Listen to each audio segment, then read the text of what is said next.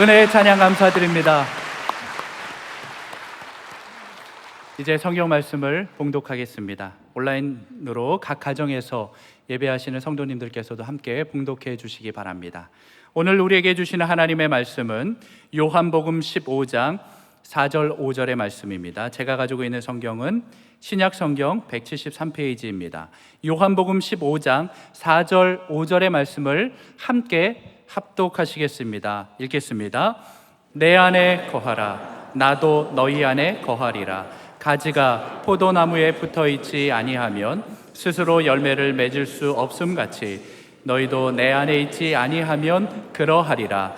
나는 포도나무요 너희는 가지라. 그가 내 안에 내가 그 안에 거하면 사람이 열매를 많이 맺나니 나를 떠나서는 너희가 아무것도 할 수 없음이라. 아멘. 오염된 우리 인생을 정결케 하시는 그리스도의 보혈의 능력을 찬양합니다. 마이크 펜스 전 미국 부통령 간증 집회 어떠셨어요?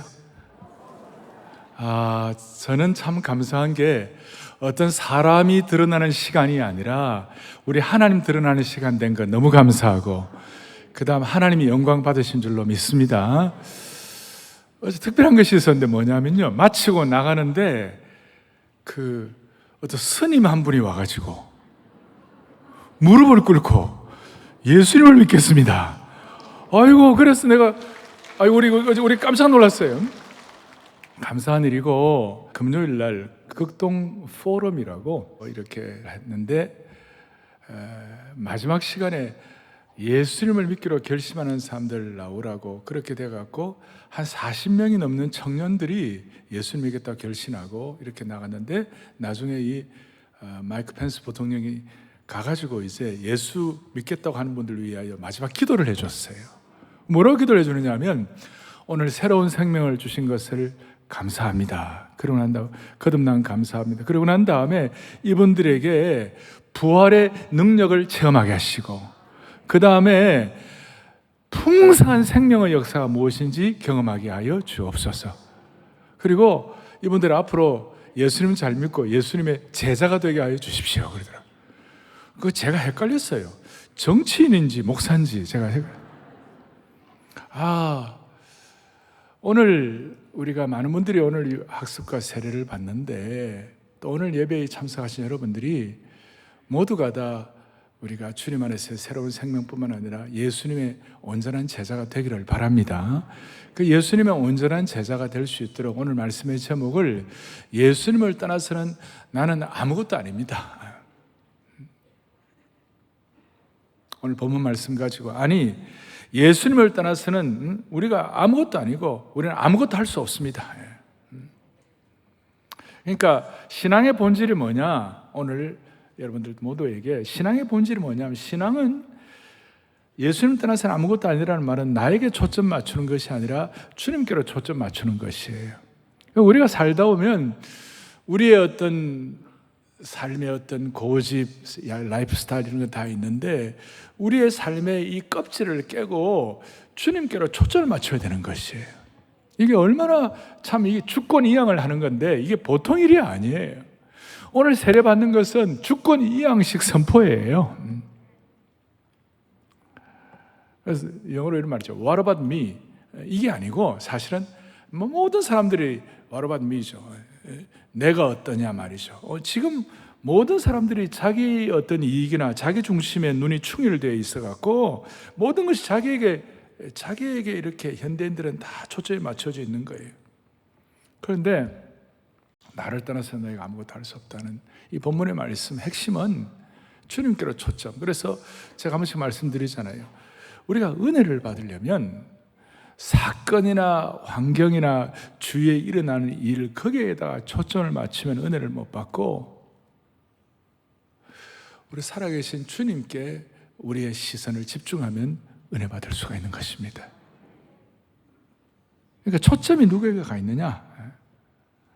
그래서 오늘 세례받는 분들과 모든 성도들이 같이 이 말씀 앞에 우리가 좀 집중을 하겠어요. 첫 번째 생각할 것은 예수님을 떠나서 우리가 뭘 할 수 있겠는가?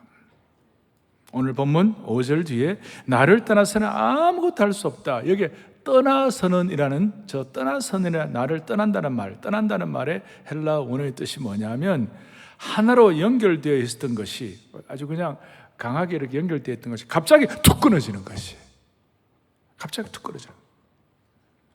영적으로 툭 끊어진 존재가 되어가지고 어떤 열매도 맺을 수 없는 인생이 되었다. 요즘 우리가 이렇게 스마트폰 갖고 다니는데 와이파이가 끊어지면 뭐 이렇게 얼마나 답답하겠어요? 와이파이 끊어진다고 뭐 좀 하루만 끊어지면 난리 나지 않겠어요? 근데 와이파이가 끊어진 거는 게임이 안 될 정도로 모든 것이 완전한 단절이 됐다 그 말이에요. 그래서 나를 떠나서는 너희가 아무것도 할 수 없다. 이게 무슨 뜻인가? 여러분, 아무것도 할 수 없다는 말은 세상적으로 대단한 일을 못한다 그런 뜻이 아니에요. 예수님 안 믿고도 세상적으로 위대한 일을 하는 사람 많아요. 피라미드도 만들고 만리장성도 만들고 제국도 건설하는 것이에요. 세상적으로 잘 나가는 사람 많아요. 그런데 나를 떠나서는 너희가 아무것도 할 수 없다는 그 말은 가장 가치 있는 일, 영원한 것, 영적으로 성공하는 것, 주님을 기쁘시게 하는 것, 정말 소중한 일, 그 일, 아니 하나님의 시간을 붙잡는 그 일은 하나도 못한다 그런 뜻이에요. 우리가 다른 것도 못해도 가장 중요하고 고귀한 일은 할 수 있는 저와 여러분이 되기를 바라는 것이에요. 최근에 우리 한국의 5대 갑부 안에 들어가는 분 중에 한 분이 세상을 떠났어요. 만약 그분이 대단했지만 예수님 모르고 갔다면 얼마나 허망하겠어요? 지난 주일에 정말 세계 최고의 그 미남이 말이죠. 아무런 희망이 없으니까 그냥 안락사하겠다고. 이게 바로 나를 떠나서는 너희가 아무것도 할 수 없다는 하나의 증거예요. 우리 같으면 어떻게 하겠어요? 마지막에 우리 주님 찬양하고 예배하고 기도하고 가족들 모아놓고 신앙에 유언하고 또 계속 예배드리고 오늘 목숨 안 끊어지면 내일 또 계속 집회하고 그러면 될 거 아니에요? 가정예배 계속 드리면 될 거 아니에요? 이게 나를 따라서는 너희가 아무것도 할 수 없어. 세상적으로 무슨 일을 못한다 그런 뜻이 아니라 진짜 가치 있는 거, 진짜 소중한 거, 그걸 못한다는 것이. 우리가 우리의 삶의 열차를 운행하는 사람이라면 그 열차가 아무리 멋있고 훌륭하고 좋다 하더라도 열차 철로 궤도 위에 있어야 의미가 있지. 철로 궤도에서 이탈된 열차는 겉으로 머리 멋진 KTX 아니 뭐 신칸센 최고라 하더라도 그게 아무것도 아니라는 거예요. 궤도 위에 있어야 그게 의미가 있지. 궤도에서 이탈된 열차는 그냥 고철 덩어리에 불과한 것이. 겉으로는 멋있는 것 같지만 우리의 인생의 열차가 예수 그리스도라는 철로 위에 놓여 있을 때 그 인생의 최대로 제대로 달려갈 수가 있는 것이에요. 저는 어릴 때 저희 부친이 자주 너의 인생의 포부의 수레를 그리스도에게 메고 달려가라 그랬어요. 누구에게 본 것도 아니고 그냥 저 어릴 때 들은 거예요. 포부의 수레. 내 인생의 소망, 사명, 내 인생의 비전과 꿈을 그리스도에게 메고 달려가라. 그건 저희 선대의 어른이 그래 주셨다면 저는 저희 세대의 사람들에게 또 저와 함께 사역하고 섬기는 우리 성도들에게 부탁하는 것은 뭐냐면 저는 한 단계 더 올라가가지고 여러분의 인생의 열차를 그리스도의 철로라는 궤도 위에 올려놓으라는 것이에요. 우리의 인생의 철로를. 제 휴전선 가면 철도가 다 끊어져 있어요. 그 가면 철만은 달리고 싶다. 우리의 인생의 열차가 달려야 하는데 인생의 철로를 제대로, 궤도를 제대로 올려놓아야 되는 것이, 그것이 주님을 떠나서는 아무것도 할 수 없다, 그런 뜻이에요. 그리고 누울 수 없는 인생을 살도록 만들어 주실 것입니다. 그러니까 나를 떠나서는 아무것도 할 수 없다는 무슨 뜻인가? 두 번째로는 누가 이 말씀을 하셨는가? 여러분, 누가 이 말씀하셨죠? 예수님이 말씀하셨어요. 예수님이 직접 하신 말씀이에요.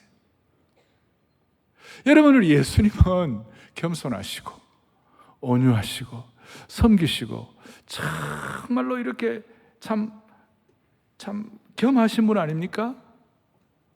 그런데 그분께서 어떻게 이렇게 강한 말씀 하실 수 있나요? 나를 떠나서는 너희가 아무것도 못한다. 어떻게 이렇게 강한 말씀 하실 수 있나요? 아마 예수님 믿지 아니하고 영적으로 은혜가 없는 사람 입장에서 볼 때는 거의 이게 뭐 과대망상적인 말 아닙니까? 그렇게 온유하시고 그렇게 겸손하신 주님께서 나를 떠나서 너희가 아무것도 할 수 없다는 말이 무슨 뜻이에요? 아니, 이 말을 누가 감히 할 수 있겠어요?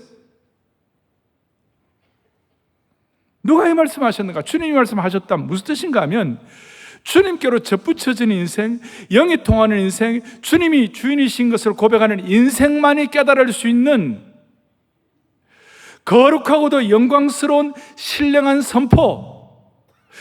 예수 믿지 않는 사람들은 그냥 껍데기로 아무것도 아닌 것 같이 되고 아무것도 이렇게 연결이 안 되지만 주님과 연결된 인생만은 이 말씀의 뜻이 어떤지를 제대로 깨닫고 말씀의 깊은 신비 속으로 들어간다, 그런 뜻이에요.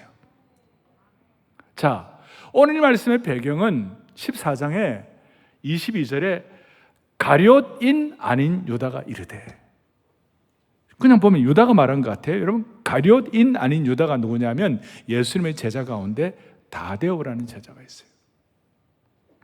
그 다데오가 말하자면 어찌하여 예수님을 우리에게는 나타내시고 세상에는 이렇게 안 하십니까? 어떻게 우리에게만 이렇게 깊은 진리를 말씀하시고 세상 사람들에게는 말씀하지 않으십니까? 그럴 때 주님께서 성령으로 말씀하시고 오늘 이 말씀을 하시는 것이에요. 주님께 접붙여져 있어야만 하늘의 신령한 선포, 거룩한 음성을 들을 수가 있는 것이다. 껍데기 말씀에게만 가 있지 아니하고 말씀의 깊은 신비 속에 들어가는 것이다. 여러분이나 저는 우리의 미래가 어떻게 결정될지 다 몰라요. 우리의 미래가 어떻게 될지 잘 몰라요. 그러나 말씀의 깊은 신비를 깨달으면 주님이 우리의 미래를 책임져 주실 줄로 믿습니다. 이걸 깨닫는 거죠. 세상 사람들은 모르는 것이에요. 그러니까 신비한 말씀 속에 들어간다, 그런 뜻이에요.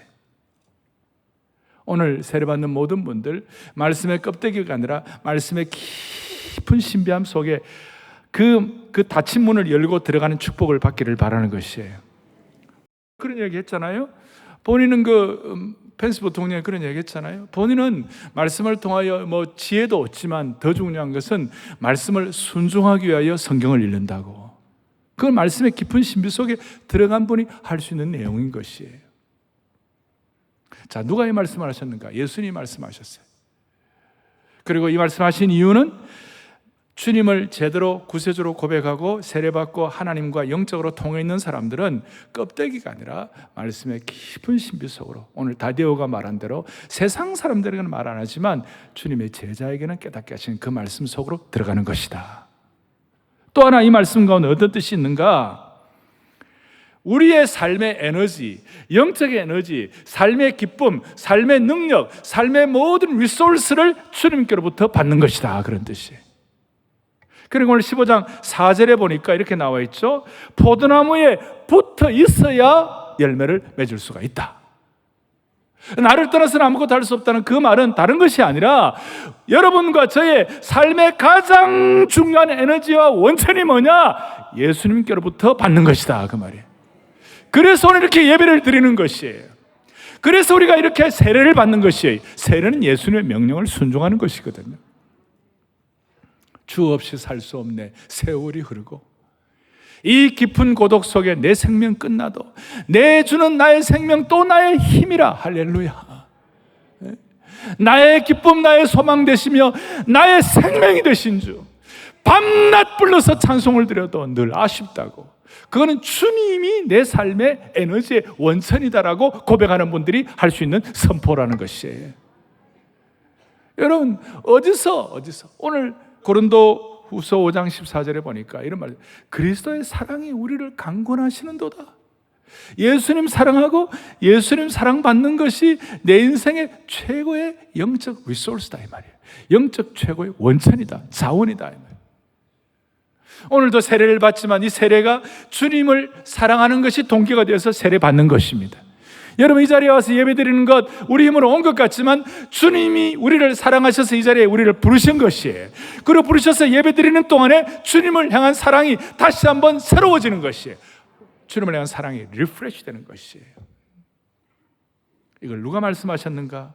그 겸손하신 예수님께서 말씀하셔서 우리에게 말씀의 깊은 차원으로 들어가게 하신다. 말씀의 문이 열리게 하신다. 하늘의 신령한 선포가 깨닫게 하신다. 세상 사람들은 힘을 어디서 얻습니까? 건강과 재물로부터 힘을 얻고, 자기 신념과 사상으로부터 힘을 얻고, 자기 어떤 열심과 욕망으로부터 힘을 얻습니다마는 예수 믿는 사람들의 능력의 원천이 무엇인가? 주님 없이는 나는 아무것도 아닙니다. 주님 사랑하고 사랑받는 것이 우리의 동기가 되는 것입니다. 정리를 하십시다.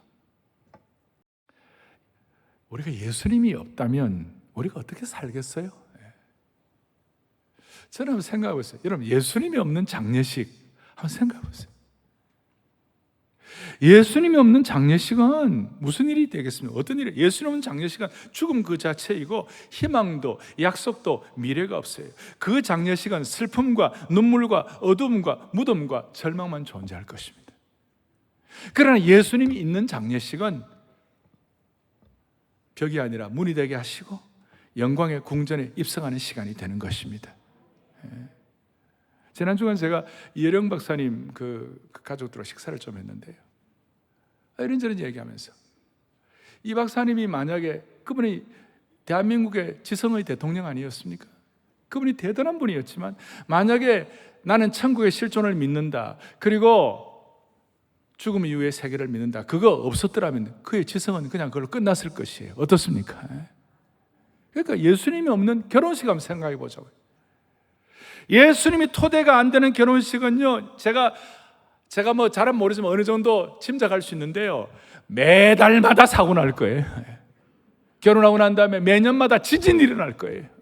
왜냐하면 우리가 중심이니까, 자기 중심이니까 흔들릴 수밖에 없는 거죠. 그런데 예수님이 만세만삭 되시면 좀 힘들더라도 주님 때문에 다시 초점을 맞추고 주님을 향하여 우리의 시선이 흐려지지 아니하면 서로가 주님 앞에서 힘의 원천을 주님 사랑하는 데서 얻게 되면 다시 양보하고 그렇게 하는 거예요. 맞습니까? 예수님 없는 장례식, 예수님 없는 결혼식, 아니 오늘 예수님 없는 세례식 한번 생각해 보십시오. 세례가 예수님을 세례한다, 이 말도 안 되는 거죠. 우리의 세례는 예수님의 고귀한 명령을 순종하여 세례하는 것이에요. 이건 우리 개인의 삶도 마찬가지예요. 예수님 없는 자녀 교육 상상도 안 되는 것이에요. 요즘 아이들 어떻게 합니까? 제가 서울에 18, 19살 때 올라와가지고 너무 돈이 없었어요. 내가 우리 부친한테 편지를 하면서 아버지 돈 좀 보내달라고. 그러니까 우리 부친이 뭐냐면 나는 돈이 없다, 하나님께 구해라 그러더라고요. 이야, 하나님께 구해라. 그때는 좀 섭섭했지만 가만히 생각해 그 말씀이 맞는 것이에요. 여러분, 자녀 교육 예수님 없이 어떻게 합니까?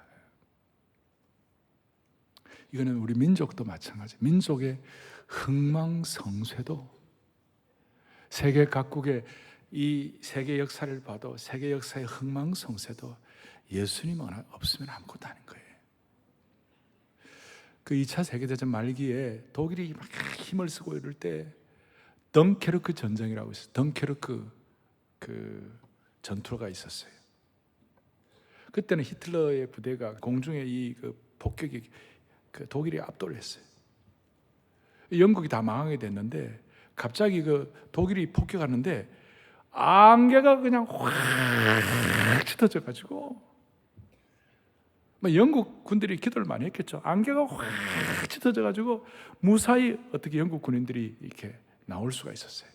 그래 나와가지고 그 힘과 미군들 연합군들의 힘을 합쳐가지고 2차 세계대전 말기를 승리할 수가 있었던 것이에요. 그리고 안개가 낀 거 저는 그냥 그대로 된 것이 아니라 하나님께서 개입하셨다고 믿는 것이에요. 하나님 있는 전쟁, 없는 전쟁 차이가 그렇게 큰 거예요. 예수님 있는 전쟁. 우리 6.25 때 어떻게 됐습니까?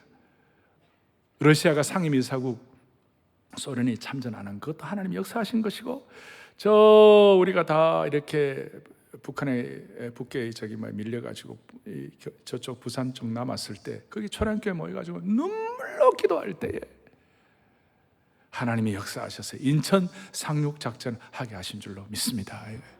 그 하나님 있는 역사에 하나님 있는 역사에. 지금도 민주화와 산업화 어떻게 가능한가?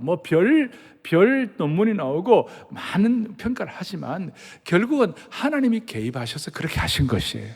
한국 교회와 한국 성도들이 우리 옛날에는 그냥 부정적인 사고가 팽배한 이 사회 속에서 나를 떠나서는 아무것도 할 수 없지만 반대로 예수님이 함께하면 다 할 수 있다 이것이에요.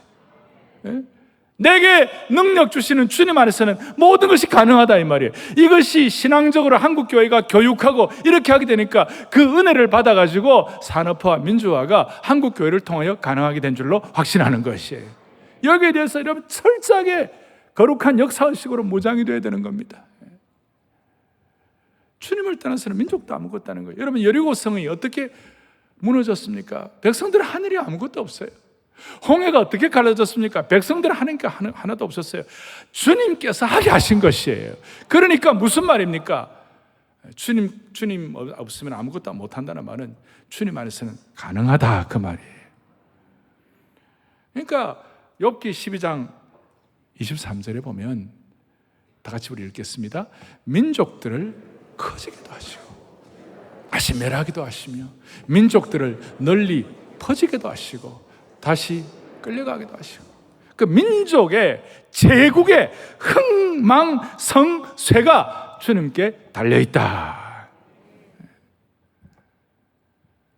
나를 떠나서니란 말이 무슨 뜻인가? 누가 이 말씀을 하셨는가? 우리의 삶의 근원이 무엇일까? 그리고 예수님 없는 결혼식, 장례식, 세례식 이건 안 되는 것이고 이거는 민족사도 마찬가지다. 이것이 오늘 2000년 전에 기록된 말씀이 아니라 오늘 이 현장에서 우리의 삶에 체험되는 은혜가 여러분들의 생애 가운데서 풍성해지기를 축원하는 것입니다.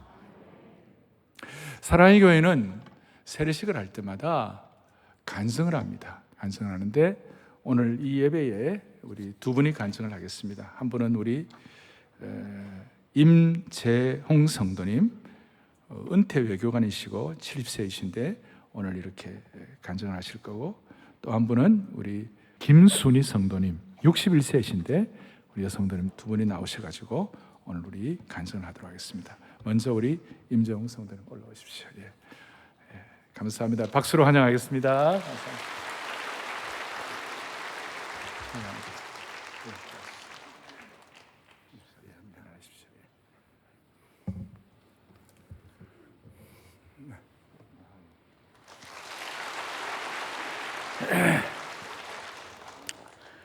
저는 10년 전 외교부를 퇴직하고 지금 70을 바라보고 있습니다. 지난 70년 세월을 뒤로 하고 우리 주 예수 그리스도를 마음으로 영접하게 되어 기쁜 마음입니다. 오늘 아내와 함께 부부가 세례를 받게 하시는 예수님의 사랑과 은총에 감사드립니다. 저는 매년 때가 되면 조상 제사를 지내고 어머니는 절에 불공을 드리러 다니시는 유교 가정에서 자랐습니다.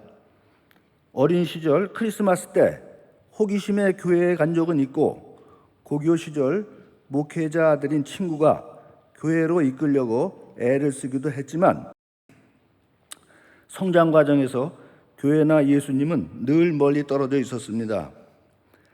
더구나 불교 성향이 매우 강한 여성과 결혼하였기 때문에 교회와의 거리는 가까워질 수가 없었습니다.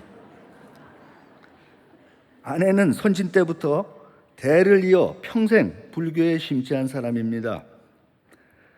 아내는 어려서부터 여름방학만 되면 한 달씩 부모님이 후원하시는 절에서 생활하였고, 아직도 자연 속 산사의 좋은 추억을 많이 가지고 있습니다. 제가 외교관으로 일하는 동안에도 아내는 인도에서 처음으로 불법회를 만들어 주관하기도 하고, 조계종의 불교국가 쪽 현지의 일을 도맡아 도와줄 뿐 아니라 불교선언에서 틈틈이 참선 수행을 하는 등 거의 60여 년간 불교에 뿌리 깊게 몸담아 왔습니다. 게다가 아내는 대형 리더십 포럼을 이끄는 대표로도 10여 년 동안 활발하게 활동해 왔는데, 코로나 팬데믹이 들어닥치면서 모든 활동이 중단되고 한순간 나락으로 떨어져 내리는 듯한 슬럼프를 겪으면서 절박하게 절대적으로 의지할 종교적 믿음을 찾기 시작했습니다. 정신적으로 육체적으로 힘든 시간을 보내던 작년 봄, 사랑의 교회에 다니는 분의 도움으로 교회에 나오게 되었습니다. 아내가 저에게도 나가자고 하여 함께 나오게 되었습니다. 사실 제가 일하던 외교부에는 기독교 신앙이 좋은 선배 외교관이 많았습니다. 하나님의 대사라는 책을 쓰신 장로님도 계시고, 저에게 교회에 나가자고 권하거나 제 이름을 기도 리스트에 올려놓고 기도하는 분들도 많았습니다. 그러나 저는 이 핑계 저 핑계를 대며 피하기만 했습니다. 그러던 중 1995년 9월 아프리카 짐바브웨라는 나라로 발령을 받아 3년 반 근무하는 동안 인접국 모잠비크를 사역하는 선교사님 가족을 만난 적이 있습니다. 자녀 교육이 걱정스러울 정도로 열악한 환경에서도 자기는 물론 가족까지 희생하면서 선교와 봉사하는 모습을 보며 마음이 많이 아팠고 뜨거운 감동도 받았습니다. 또한 어느 대형 교회가 주관하는 아프리카 대학 개교식에 참석하거나 세계 기독교 대회에 방문하신 유명한 목사님들을 접하면서 기독교에 대한 관심을 서서히 생기게 되었습니다. 그때 외교부 선배인 문봉주 대사님이 쓰신 성경의 맥을 잡아라 라는 책을 읽기도 했는데 무슨 이야기인지 이해하기는 어려웠습니다. 이렇게 머릿속 지식으로 성경에 조금 관심을 가지기도 했습니다만, 불교 국가인 스리랑카와 태국 대사를 지내면서 기독교보다는 불교 스님들과의 교류가 많아지고 깊어지면서 조금 생겼던 관심마저 잊어버리게 되었습니다. 그랬던 저와 아내에게 교회에 나온다는 것은 엄청난 인생의 변화이며 특히 아내에게는 기적과도 같은 일이었습니다.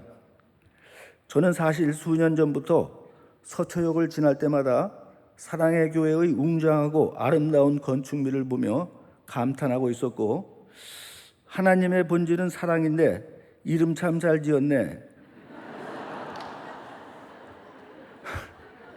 라는 생각을 하던 터라 아내가 어려움 속에서 사랑의 교회에 나가자고 했을 때 저는 선뜻 함께 나올 수가 있었습니다. 교회에 처음으로 나오는 작년 5월 2일 교인 등록과 곧바로 새가족 모임에 참석하기 위해 저희 부부가 교회 광장에 도착했을 때 미국 보스턴에 살고 있는 딸로부터 국제전화가 왔습니다. 사유가 그동안 기다리던 MIT 종신교수로 임명되었다는 것이었습니다. 이 전화를 받고 이것이 교회에 나오는 우리 부부에게 하나님이 주시는 선물인가? 라는 생각을 하지 않을 수가 없었습니다. 우리 부부를 사랑의 교회로 이끌려는 하나님의 사랑이라고 생각하였습니다. 그런데 아내는 작년 8월 19일 2차 백신 접종 후부터 두드러기를 동반한 극심한 부작용으로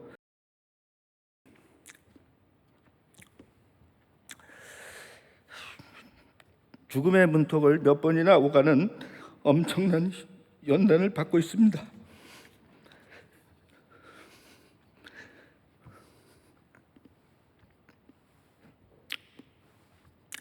삶을 포기할 정도의 어려움이어서 하나님을 붙들고 있지 않으면 견딜 수 없는 극한 상황을 겪고 있습니다.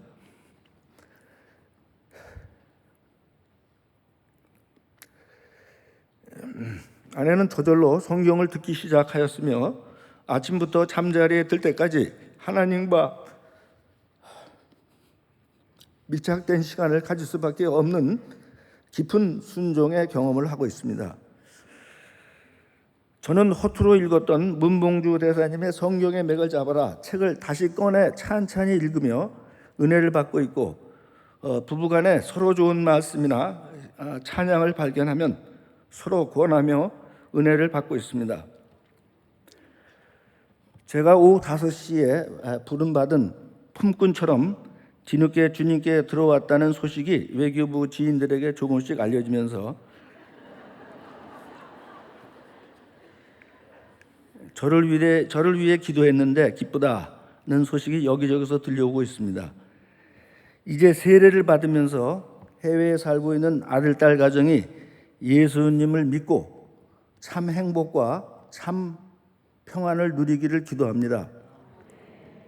아직 회복이 안 된 아내의 건강이 온전히 회복되도록 기도를 부탁드립니다. 평생 국가를 대표하는 외교관으로 살아왔지만 세례를 계기로 저도 하나님 나라의 대사로 살 것을 다짐해 봅니다. 감사합니다.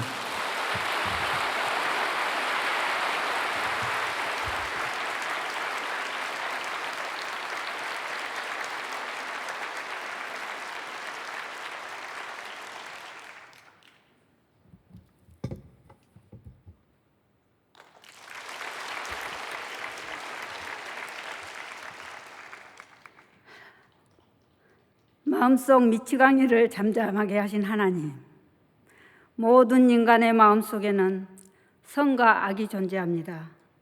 선한 마음이 작용할 때는 조금 이타적인 행동을 하고, 악한 마음이 선한 마음을 지배하면 악한 행동을 합니다. 이 세상에는 인간 본능을 통제할 수 있는 자율률이 없기 때문에 저 또한 이러한 악에서 자유로울 수 없었습니다. 남편 사업에 거듭되는 실패와 저의 꿈이 좌절될 때 제 마음속 미치광이가 꿈틀거렸고, 저의 의지만으로는 이러한 미치광이를 도저히 제어할 수 없었습니다. 그러한 상황에서 저는 정상적인 삶을 도저히 영위할 자신이 없었습니다. 2019년 7월 평소에 알고 지내는 사랑의 교회 순장님을 찾아가서 저를 사랑의 교회로 인도해 줄 것을 요청했습니다. 세상적인 눈으로 볼 때 저는 남부러울 것 없어 보이는 중년 여성이지만 실제 저의 삶은 기쁨이 없었습니다. 자녀가 없어서인지 저의 마음 한구석은 늘 공허하였습니다.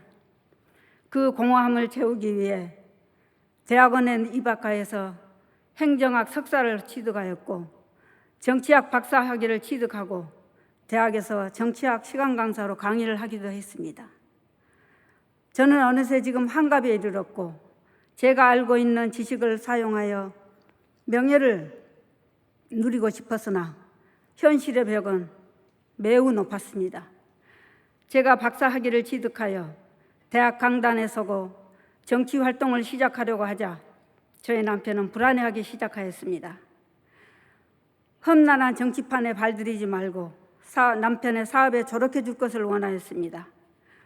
정치 활동에 대한 저의 열정과 출세욕으로 패기 넘쳤던 저는 점점 기쁨과 웃음을 잃어갔고, 남편에 대한 원망은 비난의 화살로 표출되었습니다. 저의 모든 언어는 도전적이 되었습니다. 이러한 저를 두고 남편은 어느 날 저와 살면서 단 하루도 마음이 편한 적이 없었고 집이 지옥과 같다고 토로했습니다. 이 모든 것이 진흙탕 속에 빠져 허우적거리는 상황 하에서 저는 심신이 지칠 대로 지쳐 잠을 이루지 못했습니다. 수면제에 의존하게 되었고 남편은 알코올에 중독되어가는 악순환의 반복이었습니다. 이러한 상황에서 사업이 제대로 될 리 없었고 급기야 파산 위기에 직면하였습니다. 경제적 어려움까지 겹치게 되자 저는 남편이 너무 미웠습니다. 저 사람이 죽어야 제가 살겠다는 마음속 미치광이가 점점 저를 삼키려 들었고 그때의 저는 마치 브레이크가 고장난 채 질주하는 자동차와 같았습니다. 저도 모르게 하나님 계신다면 오늘 밤이라도 저 좀 데려가 주세요 라면서 절규하고 절망의 눈물로 밤을 지새울 때 저의 여동생으로부터 간증 동영상을 받아보게 되었습니다. 그때부터 찬송가를 듣고 우연히 사랑의 교회 옥하는 목사님의 로마서 강해를 들으면서 잠을 청하면 잠이 들곤 하였습니다. 설교 내용을 통해서는 성냄과 입으로 짓는 말로 짓는 자기 죄에 대한 성찰을 할 수 있는 계기가 되었습니다. 이러한 동기로 제가 사랑의 교회로 나가서 처음 한 달간은 예배 시작과 함께 끝날 때까지 눈물로 회개 기도를 드렸습니다.